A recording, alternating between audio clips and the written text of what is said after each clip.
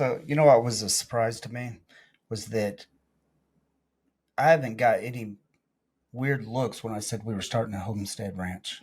No, everybody seems to love it. I I actually thought I'd get pushback from people because they're like, "You live in the city," but I guess when you wear a cowboy hat all the time, it kind of Yeah. works. And But I mean, we also we give off the country vibe. yeah, yeah. At least they don't think I'm an idiot because well, that's true. That's true. It's debatable. Um, but it's. I just thought it was very shocking. But I figured it'd be a good chance to kind of explain to people why. Yeah. Um, we start. Yeah, why not? Okay. Because I'm not good at that stuff, so. Yeah, she's good at talking. Anyway, so we'd actually been talking about it for since we started dating. When we start talking about goals, because everybody going through that honeymoon stage talks about their goals in life and what they plan on doing. We'd both mentioned how we wanted to start a ranch. Um, of course, she wanted a horse ranch, and I wanted a cattle ranch. Um, and when it came down to it, we ended up we're probably going to have a goat ranch. Um, but we when we talked about it and everything, the problem is that it was never the right time. We never had the money to do it. We never had the opportunity to do it. Land is expensive. I mean, you're talking, several $1,000s an acre. Yeah. And, to be able to get enough land for a cow, you need approximately 1.2 acres, 1.5 acres per cow to be sustainable for them to be just grass fed. Horses you can do a little bit better because you can have a round pen, stuff like that, where they can exercise. But it just was too much. So when my buddy calls me and tells me that he had a financial crisis and had to sell the house, um, of course my heart dropped because before I got with Sierra, before we had Scooter, I I never cared about being homeless. I've been homeless 3 times. It never scared me. I was never worried about it. Never wondered what was going to happen. Hindsight 2020, I think about all the mistakes I made. I was like, if I would have just paid my bills, I that probably wouldn't have happened. But I allowed bad things to happen. Um, well, when this happened, I had no idea that Sierra had actually been looking at this land thing. You want to explain Yeah, that? it's a classic country lands, and it came across my Facebook. Which is a land investment Yeah, it's company. a land investment company. They buy big plots of land and then Divided out divide into them out. Yeah. parcels. Um, and so I came across them on my Facebook page, and I wasn't even looking for land at the time, but it came across my page like 2 days before we found out that our buddy needed to sell the house. And I actually had even mentioned to you the day before, I was like, maybe we should just look into this. I'm I not was like, saying to do it right now, but we should just look into it and I and said see no. see what what our options could be for the future. I learned from my ex-wife, my second ex-wife, when in doubt, say no. But I think through things before I just blurt them out most of Yeah. the time. And he hasn't learned that yet. But I'm cheap though. I don't like spending money. so I was showing I talked to him about this, and then our buddy calls and he goes, tells us what's going to happen. And I look at Joshua and I say, let's look at that land. This is all within a day, 2, 3 days of me leaving the land, us getting told. And then I was like, let's go look at this land and see what it's like. Then I was like, yeah, but no matter how much it costs, we don't have the money for the down. Rewind it a little bit. There's a guy who started watching my SOGtv channel from Boston. Great guy. He started commenting. At first, it seemed a little antagonistic. The very first response he said, but I found out later that's not what he was doing. He fell in love with my podcast. I mean, I'm not meaning to sound arrogant or stuff, but he kept on saying, he talked about how sincere I am. You know, how most believers, when they're on here, I say believers, most people that are spiritual and Christian like or anything like that, they seem like they're trying to sell you on something. And I'm obviously not trying to sell you on anything. I'm not trying to convince you to be a Christian or to be a Buddhist or to be anything. But he loved it, the things that I talked about. Well, I have a GoFundMe that I had set up because of our medical situation. I mean, we ended up over $30,000 in debt. And we couldn't pay our monthly bills because I don't make enough money, you know, and hence why my buddy has to sell the house because we haven't been able to pay for it. And we were, because of your surgery, we were already behind on bills. Yeah. I mean, 10 months of not working. I am the sole provider. And people can say, well, why doesn't your wife go to work? There's a couple of reasons. One is we have a daughter, and at the time she was 4 and not quite old enough to go to school. So we would have to, if we decided to go that route, which I did not want to, it would have cost us more money than what she could make because I love my wife dearly, but she's not specially trained in anything. No. And so she would make just enough money to pay for the daycare, which would be pointless. And then two, the second thing is I told her that she would never have to work because I wanted somebody to stay home to take care of my kids because I've seen the way the school system is. I've seen the way crime is. I don't want to worry about whether my daughter is going to be raped because she was in the bathroom and someone who identified as a girl was in there and raped her, because that has happened. You know, and I'm not going to put that worry. I'm not going to put that. I mean, how much is it worth to you for your kid not to get raped? If you could prevent a rape or a murder, would you be willing to find a way to pay for bills? Yeah, I did. I took that step. I'm not saying everybody has to, but that's what I did. But there's consequences. It is harder. It is financially harder to do, but I was doing it prior to the surgery, and the surgery was an emergency surgery. I was literally becoming paralyzed before our eyes. If you would have had one fall, one slip, any little tweak of your back, it would have paralyzed you. He said, according to the MRI, I was 0.08 millimeters away from being totally paralyzed. Once I had the surgery, he said it was more like 0.05 millimeters away from being totally paralyzed. So I couldn't take a chance. Anybody that's had back surgery knows it's usually, you'll find out you have to have surgery and it's months in advance that you find out. It was 2 weeks. 2 weeks. He said, and I couldn't wait any longer because it could be the difference between walking and not walking. Yeah. The risk, the longer you wait, the higher the risk was. Yeah. So we didn't have the opportunity to put money back or anything. And our credit at the time was about like 720, something like that. It was like 700. 700. It was something around like there. It wasn't bad. It was one of the, I think you were 720. I was 700. It was the best that we'd ever been. And my life, everything was working out. Since then, my credit score is like in the 400s. Yeah. 400 or 500, something like that. I mean, it's gone to shit. But we tried. I'm not lazy. I'm not trying to live off the government. People kept on saying, well, why don't you get disability? I'm like, why would I step into a worse situation? And I don't want to live off the government tit. Anyway, so I have this GoFundMe, and it was not raising enough money. It really wasn't. It helped a little, and I'm blessed, and I thank God for the people that did donate. But we appreciate that very much. Your bills equal $3,000 a month, and you didn't work for 10 months, and you couldn't pay any of them bills. That's $30,000 just right there. Yeah. Then add on to the multiple different surgeries that I had, because in between that time, I not only had that surgery, I had to have. We had a cancer scare. It was $7,000 to go and get tested for all the stuff they were doing. I mean, we had to come up with.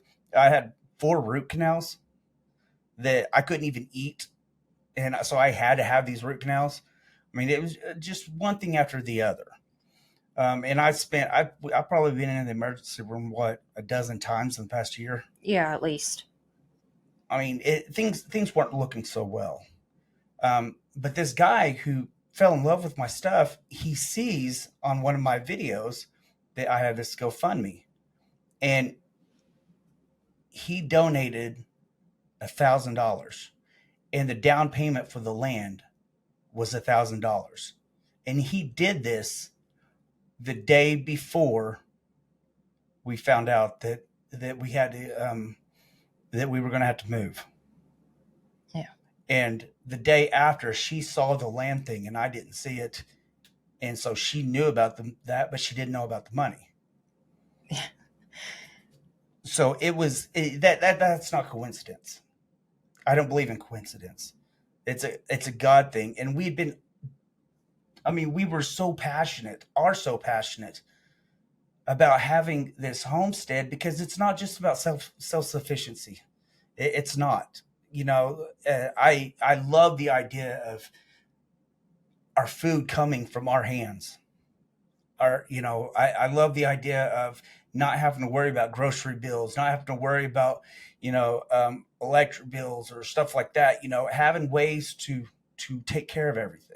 Yeah. Everything goes down, we're still taken care of. I love that. But even more so, my life, ever since I was a kid, has been devoted to helping people. That's why I got out of car sales, because it just bothered me too much that I didn't feel like I was helping anybody. I made good money, but I just wasn't helping anybody. But when I was a police officer, I helped people, but never felt like I was helping anybody. And then I wasn't getting paid enough to help anybody. And being a cop, she would have had to work. Yeah. Because there's no way we could have survived off of a cop's salary. But with this homestead, we can use the food products that we make, the vegetables, the meat. We could donate it to pantries. We can donate to the families that are in need. I mean, how awesome it is to know that there's a family that lives a couple of miles away and they can barely afford anything, and we just go and we just drop off some groceries for them. And the profits off of it. And that's why we decided to do goats, because goats are a lot more profitable, especially on a quick return. Milk goats are much more profitable than cattle or horses. And that's what we're thinking of. So we're also going to have chickens, laying hens and meat hens. And we'll probably have rabbits too, because, well, they're easy to produce. I mean, they just do it on their own. They don't call it multiplying like rabbits for no reason.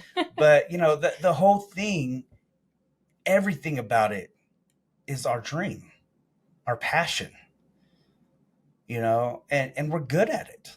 We're really good at taking care of animals. We're really good at farming, fixing things. We rarely need to get somebody to fix anything for us. We're very, as I call it, constructurally inclined. Yeah. I mean, that's great about being, country. And great about growing up dirt poor. Yeah. I mean, you figure out how to do jimmy it. rig things. Exactly. I mean, why pay for somebody if you can do it yourself? And I mean, which was great, because when I had my back surgery, she's been the one working on the truck. I couldn't do anything, and I still can't bend in certain ways, and so she'll end up still working on the truck. I just replaced the upper control arms and ball joints. I mean, so, but we live and we die for this. And so that's the reason why we're starting a homestead. But I mean, heck, we're living in town and I have chickens. Yeah. Of course, I had to have chickens. We're almost in Little Mexico. And so everybody has chickens. A lot of people around here have chickens. And we have a neighbor who, one day I was looking outside and I'm like, did you buy a rooster? You actually asked, when did our chicken get feathers like that? Yeah. And I'm like, that's not ours. That's a rooster. Apparently, several houses down the street, a rooster heard our chickens and he climbed over into our yard, or flew over into our backyard. And what's funny is she found the owner, took the rooster back, and every single morning the rooster comes at dawn into our backyard and at dusk he leaves. And he goes right back to his home. That's just like clockwork. Yeah. But which is great. I mean, he does take care of the chickens. He really does. He keeps them all in line. I mean, my dog has gotten my service dog has gotten a little too playful with the chickens, and he put her in her place. He put her in place. You know, I've seen that chicken, because you can feed scraps to chickens. People don't realize chickens will eat everything, including chicken. But I threw out some spaghetti out there, and he literally went over there and started putting the strands apart and splitting everything apart for all the chickens to eat. Yeah. I mean, it's really crazy. But anyway, homesteading is what we're bred to do. I mean, people in general are meant to do that. I mean, there's a time that you built your home on all the materials right there, and that's what we're going to do. We the other day we made a post about the government taking our money. We just suddenly ended up without money. I almost went into freak out mode in my head, but I'm like, I can't talk about manifestation and law of attraction and knowing good things that are happening, but not live it. Yeah. So I refused. People still didn't donate like I was hoping that they would, but a buddy of mine calls me and he said, I don't have liquid assets, but I have a credit card. He's like, are you still planning on doing this, or are you going to push the land back and just take care of it later? Because we were going to lose the land because it was the first payment that was due. And I said, no, we're 100% in.